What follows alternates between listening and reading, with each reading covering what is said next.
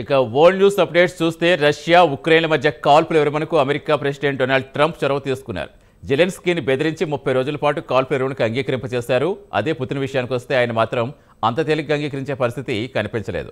Zelensky కూడా Putin ఒక పట్టాన కాల్పుల విరమణ ఒప్పందానికి అంగీకరించరు అని చెప్పారు. ఇక ట్రంప్ విషయానికి వస్తే పుతిన్ అనుకూలంగానే ఉన్నాడు, కానీ ఇంకా గ్రీన్ సిగ్నల్ ఇవ్వలేదని కాస్త అసంతృప్తిగా చెప్పారు ట్రంప్. ఇక పుతిన్ షరతులేంటో ఒక లుక్ వేద్దాం.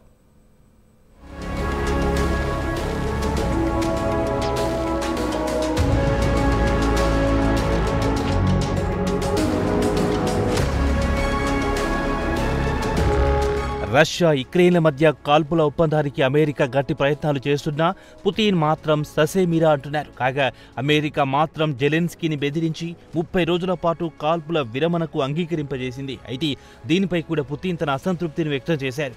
30 రోజుల పాటు కాల్పుల విరమణ ఎందుకు? యుక్రెయిన్కు ఆయుధాలు సరఫరా చేయడానికా, లేక యుక్రెయిన్ సైనికులకు శిక్షణ ఇప్పించడానికా అంటూ పరోక్షంగా అమెరికాకు చురకలంటించారు. ఇక తాజాగా పుతిన్ కాల్పుల విరమణ ఒప్పందానికి తన కండిషన్లు ఇవి అని ఓ చిట్టాను అమెరికా ముందు పెట్టారు.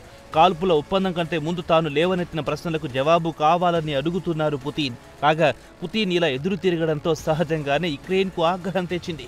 అయితే అమెరికా కూడా పుతిన్ వ్యాఖ్యలపై స్పందించలేదు. కాగా ట్రంప్ మాత్రం పుతిన్కు అనుకూలంగా స్పందించవచ్చునని భావిస్తున్నారు. ఒకవేళ రష్యా కాల్పుల ఒప్పందానికి అంగీకరించకపోతే కఠిన ఆంక్షలు విధిస్తామంటోంది అమెరికా.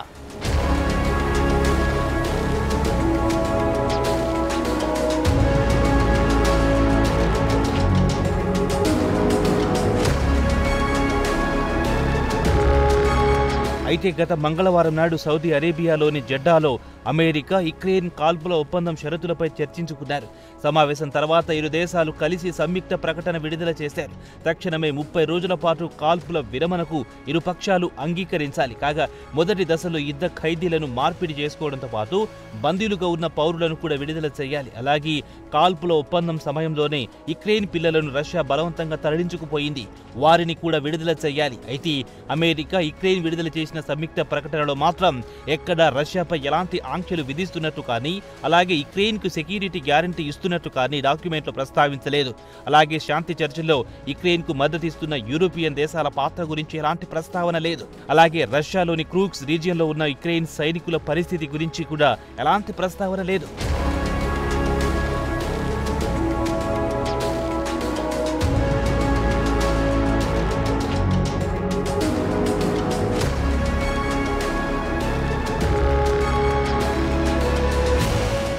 అయితే కాల్పుల విరమణ ఒప్పందం తర్వాత పుతిన్ 2 రోజుల పాటు ఎలాంటి కామెంట్ చేయలేదు. అయితే గురువారం నాడు పుతిన్ బెలారస్ ప్రెసిడెంట్ అలెగ్జాండర్ లుకషెంకోతో కలిసి కాల్పుల ఒప్పందం ప్రతిపాదనపై చర్చలు జరిపారు.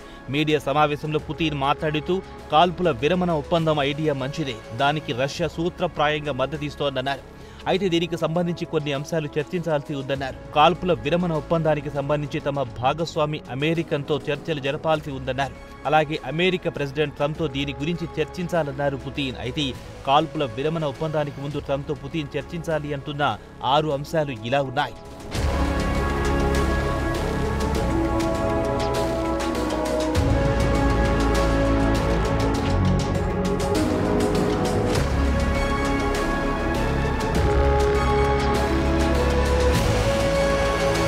కాగా రష్యా ప్రెసిడెంట్ ప్రధానంగా 3 ప్రశ్నలు సంధిస్తున్నారు.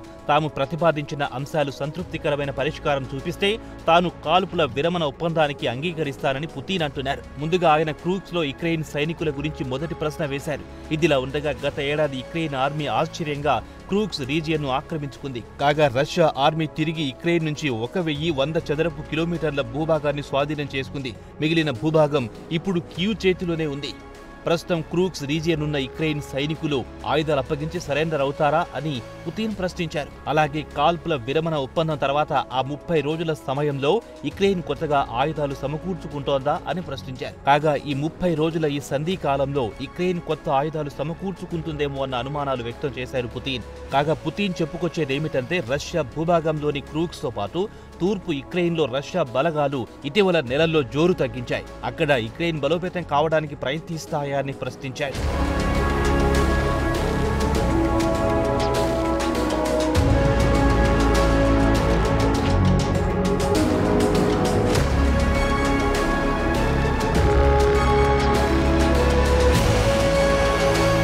లుకషెంకోతో కలిసి నిర్వహించిన మీడియా సమావేశంలో పుతిన్ యుక్రెయిన్ చుట్టుముట్టు రష్యా దళాలు దూసుకుపోతున్నాయి. అయితే ఈ 30 రోజులను ఎలా వినియోగించుకోవాలి, ఈ సంధి కాలంలో యుక్రెయిన్ అదనపు బలగాలను దించడానికి లేదా కొత్త ఆయుధాలు సమకూర్చుకోవడానికి లేదా కొత్త సైనికులకు శిక్షణ ఇస్తారా, యుక్రెయిన్ను ఎలా నమ్మాలి, దీనికి ఎవరు గ్యారంటీ ఇస్తారు, యుక్రెయిన్ మూడో కంటికి తెలియకుండా ఆయుధాలు సమకూర్చుకుంటే తమ పరిస్థితి ఏమిటని పుతిన్ ప్రశ్నల వర్షం కురిపించారు.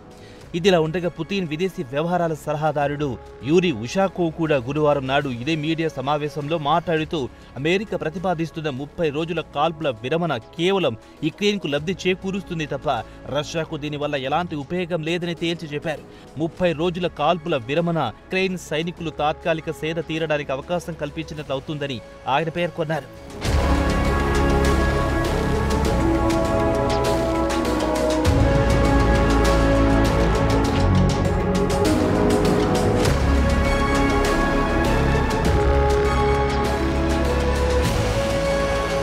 ఇటీవల నెలల్లో యుక్రెయిన్ మానవ వనరుల కొరతతో తీవ్ర ఇబ్బందులు పడుతోంది. ఈ ఏడాది జనవరిలో యుక్రెయిన్ సైనికులు డొనెస్కీ రీజియన్లోని కుర్ఖోవ్ రీజియన్ నుంచి పారిపోయారు. తర్వాత రష్యా సైనికులు తిరిగి ఆ రీజియన్ను తమ అదుపులో తీసుకుంది.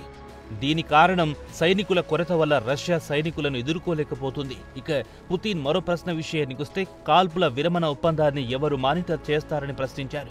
ఎవరు ఉల్లంఘిస్తున్నారనేది ఎవరు తేల్చారని ప్రశ్నిస్తున్నారు. సుమారు 2000 కిలోమీటర్ల వరకున్న భూభాగాన్ని ఎవరు కాల్పుల ఒప్పందాన్ని ఉల్లంఘిస్తారనేది ఎవరు ఎలా మానిటర్ చేస్తారని ప్రశ్నిస్తున్నారు పుతిన్. ఇదిలా ఉండగా ట్రంప్ ప్రత్యేక దూత స్టీవ్ విట్కాప్ పుతిన్తో కలవడానికి మాస్కోకొచ్చారు. కాగా ఆయన కూడా సౌదీ అరేబియాలోని యుక్రెయిన్తో కాల్పుల విరమణ ఒప్పందం సందర్భంగా చర్చల్లో పాల్గొన్నారు.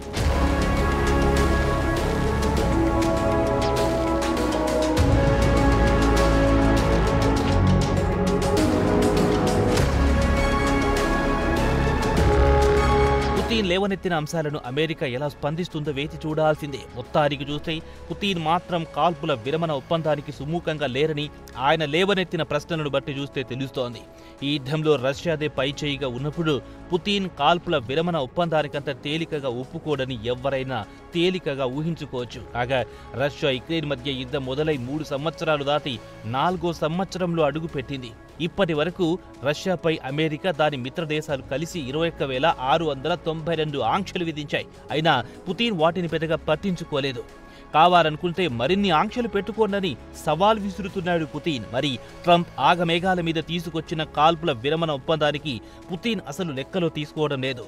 ఇది ట్రంప్ అవమానమే కదా అన్న టాక్ కూడా డిప్లొమాటిక్ సర్కిల్స్ లో చర్చలకు దారితీసింది. మరి ట్రంప్ పుతిన్ను నయానో భయానో లొంగదీసుకుంటాడా వేచి చూడాల్సిందే.